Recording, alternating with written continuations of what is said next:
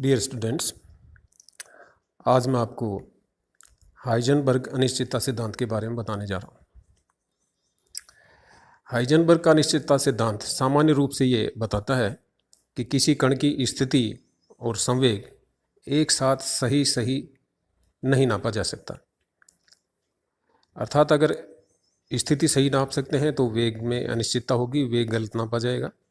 अगर वेग सही नाप सकें तो स्थिति मापन में त्रुटि होगी। गणितीय रूप में हम इस सिद्धांत को इस तरह बताते हैं कि किसी कण की स्थिति व संवेग अनिश्चितताओं का गुणनफल h क्रॉस अपॉन 2 से कम नहीं हो सकता। अर्थात delta x into delta p is greater than equal to h cross by 2। यहाँ डेल्टा x कण की स्थिति मापन में अनिश्चितता है और डेल्टा p कण के संवेग मापन में अनिश्चितता है, और h क्रॉस यहाँ h अपॉन 2 पाई के बराबर है, जिसका मान 1.054 इंटू 10⁻³ जूल इंटू सेकेंड होता है। यहाँ ये ध्यान रखना है कि जिस दिशा में कण की गति है उसी दिशा में कण का संवेग भी होगा, अर्थात उसी दिशा के संवेग का घटक हम प्रयोग करते हैं। तो अगर डेल्टा x अगर ले रहे हैं हम स्थिति में मापन में अनिश्चितता, तो ये बताता है कि कण x दिशा में गतिशील है, तो कण का संवेग का भी हम x घटक लेंगे। तो यहाँ डेल्टा p अंडरस्टूड है कि डेल्टा px है। इस सिद्धांत का ये जो फॉर्मूला है delta x into delta p greater than equal to h cross by 2, इसमें डेल्टा x और डेल्टा p इन दोनों को हम संयुग्मी राशियां बोलते हैं। तो इस तरह की दो और संयुग्मी राशियां होती हैं, अर्थात ये हाइजेनबर्ग अनिश्चितता सिद्धांत दो और रूपों में भी हम प्रयुक्त करते हैं। उसमें से एक है delta t into delta e greater than equal to h cross by 2, जहाँ डेल्टा e कण के ऊर्जा में अनिश्चितता है और डेल्टा t कण के ऊर्जा स्तर में रहने के समय मापन में अनिश्चितता है। तीसरा जो रूप इसका लेते हैं वो है delta phi into delta J greater than equal to h cross by 2, जहाँ डेल्टा फाई कण की कोणीय स्थिति में अनिश्चितता है और डेल्टा जे कण की कोणीय संवेग मापन में अनिश्चितता है। अब इन अनिश्चितताओं का गुणनफल equal to h cross by 2 नहीं है, ये greater than equal to h cross by 2 है। तो इस स्थिति में अगर हम h क्रॉस बाई 2 की जगह सिंपली h क्रॉस भी ले लें तो कोई विशेष प्रभाव नहीं पड़ता, और h भी ले लें तो भी कोई विशेष प्रभाव नहीं पड़ता, क्योंकि ये 10⁻34 है, इसकी जो घात है -34 है। इसलिए किसी विशेष स्थिति में आगे चल करके हम देखेंगे कि अगर किसी समस्या के लिए हमको h शूट करता है तो हम h ले लेते हैं, h क्रॉस शूट करता है तो h क्रॉस ले लेते हैं, लेकिन एग्जैक्ट रूप में अगर हम लेना चाहें तो h क्रॉस बाई 2 सिद्धांत के रूप में बताते हैं। अब इस सिद्धांत का जो महत्व है वो है इसके अनुप्रयोग, यानी कि इस सिद्धांत का प्रयोग करते हुए हम कुछ ऐसी जटिल समस्याओं को बड़े आसान तरीके से हल कर सकते हैं, कुछ ऐसी चीज़ें हम ज्ञात कर सकते हैं जिसको हम दूसरे तरीके से अगर ज्ञात करना चाहें तो हमको उसके लिए एक लंबा प्रोसेस फॉलो करना पड़ता है। इसमें मुख्य रूप से 4 सिद्धांत, 4 अनुप्रयोग हैं इसके। उसमें से आज मैं पहला आपको बता रहा हूँ, वो है सरलावर्ती दोलित्र की मूल स्तर की ऊर्जा, अर्थात सरलावर्ती दोलित्र की न्यूनतम ऊर्जा या ground state energy of simple harmonic oscillator. तो सरलावर्ती दोलित्र की मूल स्तर की ऊर्जा हम हाइजेनबर्ग अनिश्चितता सिद्धांत का प्रयोग करते हुए बड़े ही आसान तरीके से, बड़े ही सिंपल मैथमेटिक्स के द्वारा ज्ञात कर सकते हैं। तो इसके लिए सबसे पहले हम लेते हैं सरलावर्ती दोलित्र की कुल ऊर्जा। अब जैसा कि हमको पता है कि कुल ऊर्जा गतिज ऊर्जा और स्थितिज ऊर्जा का योग होती है, तो सरलावर्ती दोलित्र की ऊर्जा E इक्वल टू ½ mv² गतिज ऊर्जा प्लस ½ kx² स्थितिज ऊर्जा, यानी कि गतिज प्लस स्थितिज ऊर्जाओं का योग कुल ऊर्जा के बराबर होता है। यहाँ पर k बल नियतांक है जिसका मान m ओमेगा स्क्वायर होता है।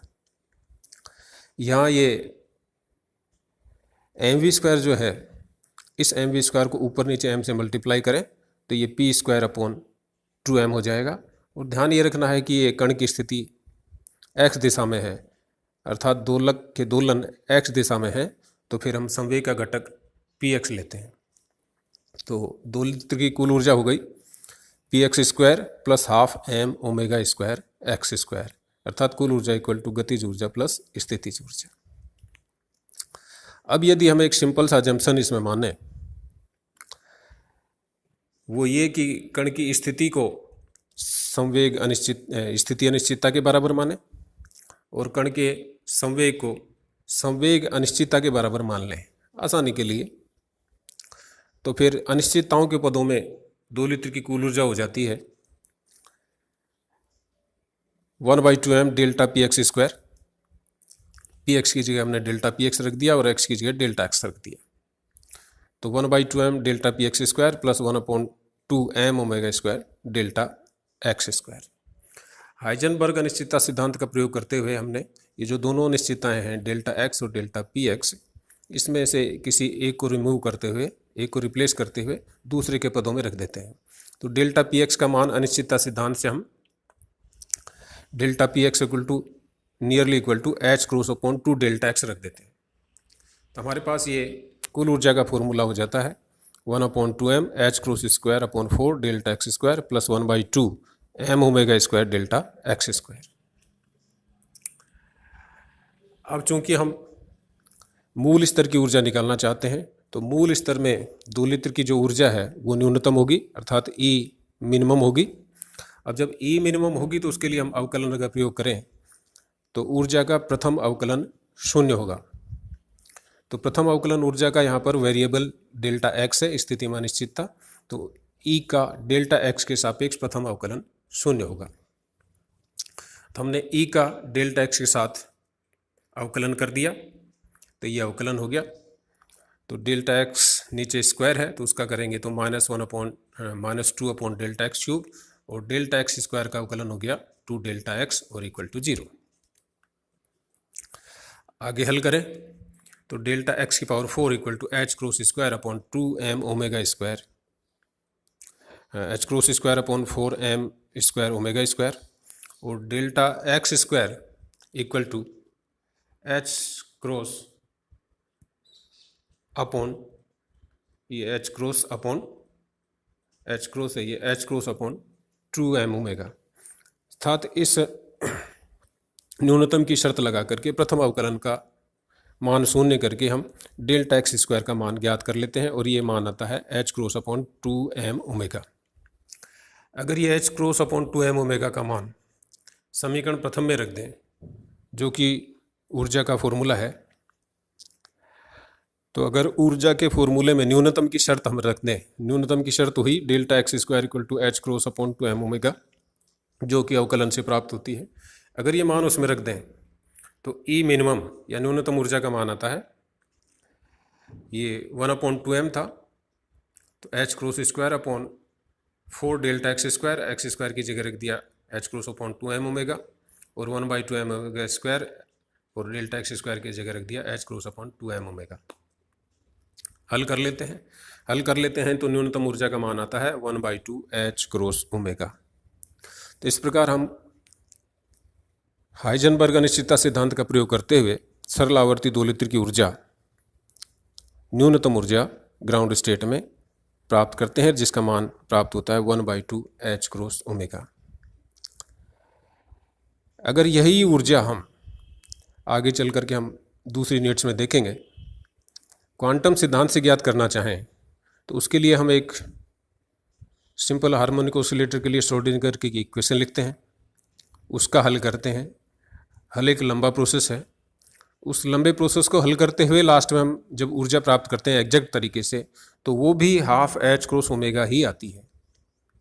जबकि यहाँ पर हमने केवल